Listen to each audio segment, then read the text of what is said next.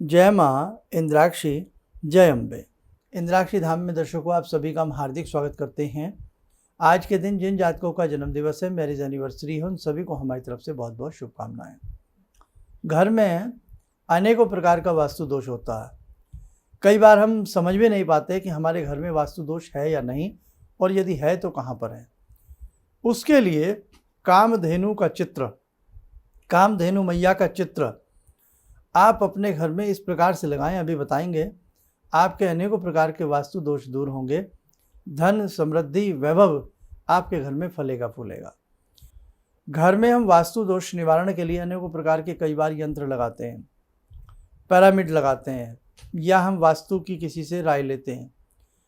लेकिन कई बार सब कुछ ठीक ठाक सा होता है, लेकिन कई बार हम कहीं से कुछ सुन लेते हैं, समझ लेते हैं, या यूँ कहें कुछ समझ में नहीं आता कि लगता है वास्तु दोष तो नहीं कहीं हमारे घर में। तो आज हम आपको कामधेनु माता का चित्र की बात बता रहे हैं। ये मिले तो ये लगावें, नहीं तो गाय और बछड़ा, इन दोनों का चित्र आप अपने घर में लगावें। किस दिन लगाना है ये ध्यान से सुन लें। किस दीवार पर लगाना है, वॉल पर लगाना है, ये सुन लें।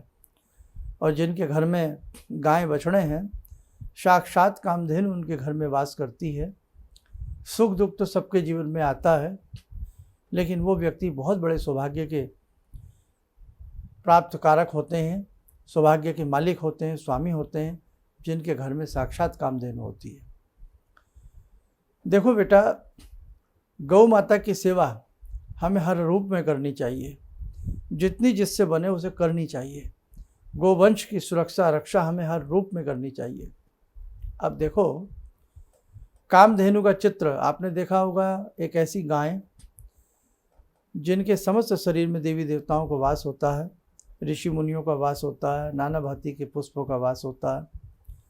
ऐसा कामधेनु का चित्र का कैलेंडर बाजार से मिल जाता है। गुरुवार के दिन, बृहस्पतिवार के दिन, चांदनी रात का बृहस्पतिवार हो, यानी कि शुक्ल पक्ष का बृहस्पतिवार हो, और यदि गुरु पुष्य नक्षत्र हो तो अति उत्तम, महा उत्तम। गुरुवार के दिन पुष्य नक्षत्र आ जाए, महा उत्तम, इसे गुरु पुष्य नक्षत्र कहते हैं, और वो भी शुक्ल पक्ष का हो तो अति उत्तम। चित्र में चित्र को हल्का सा गंगा जल का छींटा मार करके साफ कर लें। गौ माता के मस्तक पर चंदन का तिलक लगावें।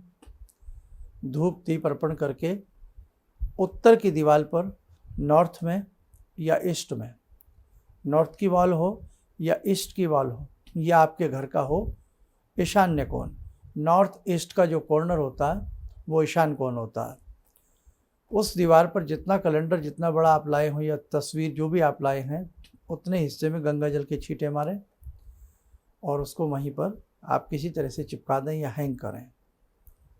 जब जब आप अपने घर में पूजा पाठ करें, उस कामधेनु को भी आप ऐसे धूप दीप दिखाया करें। आपके घर में गुप्त से गुप्त, अज्ञात से अज्ञात वास्तु दोष दूर होगा। और जब सुबह सुबह उठें तो पहली नज़र यदि आपकी कामधेनु पर पड़ती है, अपने बेडरूम में नहीं लगाना, ये ध्यान रखें। उठ करके जावें, और मतलब पहली निगाह से मतलब यही है कि चाहे भले ही आपने सबको देखा है, कोई बात नहीं, लेकिन उठते ही यदि आप जा कर के उन्हें प्रणाम कर लें तो बेटा समझ लेना समस्त देवी देवताओं को आपने प्रणाम कर लिया है। भगवान श्री कृष्ण को अति प्रिय हैं गौ माता। आपने देखा भी होगा, जब उनको स्नान कराया गया दुग्ध से, अनेकों रहस्य प्रकट हुए, रक्षा की गई, गोवर्धन पर्वत कनिष्ठिका उंगली पर उठाया गया, प्रभु का नाम गोविंद पड़ा, सभी जानते हैं। भगवान श्री कृष्ण बहुत प्रेम करते हैं गौ माता से।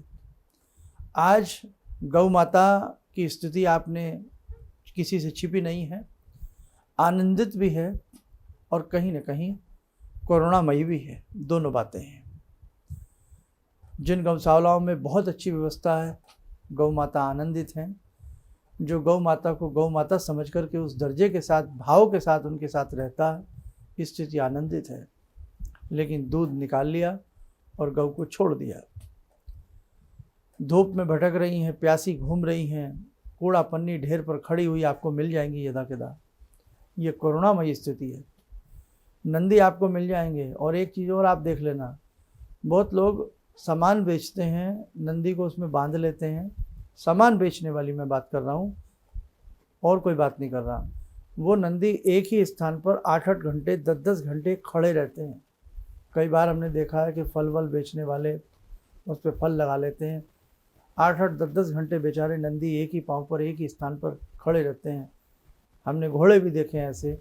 अनेकों लोगों को हमने समझाया भी है, कड़ाई से भी उनको बोला है, सख्ताई से भी उनको बोला है कि भाई आप इनको फल बेचें, कुछ भी करें, लेकिन इनको आप इतनी गर्मी टेम्परेचर में एक स्थान पर खड़े हैं, आपने तो छाता लगाया हुआ है, तो कम से कम इनको किसी छायादार स्थान पर अपनी बुग्गी से इससे खोल करके आप दूसरी जगह बांध दें।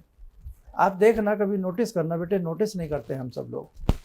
नंदी में हम मंदिर में जाकर के नंदी महाराज को खूब जल चढ़ाएं, और एक नंदी वो हैं जो 10-10 घंटे एक पैर पर खड़े रहें और 4-4 आदमी उस पर बैठ कर के वो अपना सामान बेचें। बड़ी दिल को दुखद स्थिति होती है। अभी कल परसों की भी स्थिति थी, बल्कि कहा सुनी होते होते उनसे बची। बड़ा उन्हें समझाया गया, लेकिन मानने को लोग तैयार नहीं होते। हालांकि पशु एक्ट में ये सारी चीज़ें आती हैं कि आप किसी पशु को सता नहीं सकते, लेकिन बेटा आप समझें, अब जब तक आपके पास एक अच्छी पावर ना हो, एक अच्छे सिस्टम में सुनवाई ना हो, तब आप कुछ नहीं कर सकते। तो ये सब बातें दिमाग में रखें। ऐसा कोई आपको दिखे उसे समझाएं कि भाई ये अपराध है, अपराध की श्रेणी में आता है। तो बेटा बात चल रही थी, माफ़ कीजिएगा, थोड़ी बातें इधर उधर से आ जाती हैं, दिमाग में करनी पड़ती हैं आपसे। ईशान कोण में कामधेनु का चित्र लगाएं या पूर्व की दीवार पर लगाएं, यानी कि और बीचों बीच या जहाँ भी आपको स्थान दिखे, लेकिन अग्नि कोण में नहीं लगाना, ये ध्यान रखें आप। साउथ और ईस्ट का जो कॉर्नर होता है वो अग्नि कोण होता है, वहाँ नहीं लगाना। केवल पूर्व की दीवार पर या ईशान कोण में या नॉर्थ की दीवार पर, ठीक लगावें। गुरु पुष्य नक्षत्र के दिन लगावें, आपको बहुत शानदार रिजल्ट मिलेगा। गौ माता की कृपा आपके घर में बरसेगी। कामधेनु हैं ये समस्त ऋषियाँ, ऋषि मुनि का वास है इनके अंदर। तो आप ये हमारा कहने से ये उपाय करके देखें, फिर देखें आपके जीवन में बदलाव आएगा। आपके घर में किसी भी प्रकार का कोई वास्तु दोष है, भगवती जगदम्बा की कृपा से, कामधेनु की कृपा से वो वास्तु दोष भी दूर होगा। आपके अंदर श्री समृद्धि आपके घर में आएगी, वास्तु के समस्त दोष आपके मिट जाएंगे। देखो साधकों, ऐसे बहुत सारे रहस्य हैं, बहुत सारे ऐसे चिंतन हैं, बहुत सारे ऐसे सब्जेक्ट हैं। यदि इन पर हम ढंग से सोचें और छोटे छोटे उपाय हम अपने जीवन में उपाय का उपाय करें, भक्ति के भक्ति करें, भाव के भाव जगें, आप माने न माने जीवन में एक बहुत बड़ा परिवर्तन आता है। हम पूरा प्रयास करते हैं कि छोटे उपाय हों, वास्तु के हों, ज्योतिष के हों, मंत्र साधना के हों। हम समय समय पर प्रयास करते हैं कि कुछ ना कुछ आपको बताते रहें, ताकि कहीं ना कहीं से आपको लाभ मिले और आपका जीवन सुंदर हो, आपका जीवन शानदार हो। चलिए, आप सब लोग स्वस्थ रहें, सुखी रहें। इन्हीं शुभकामनाओं के साथ हम अपनी वाणी को विराम देते हैं। जय जय अम्बे।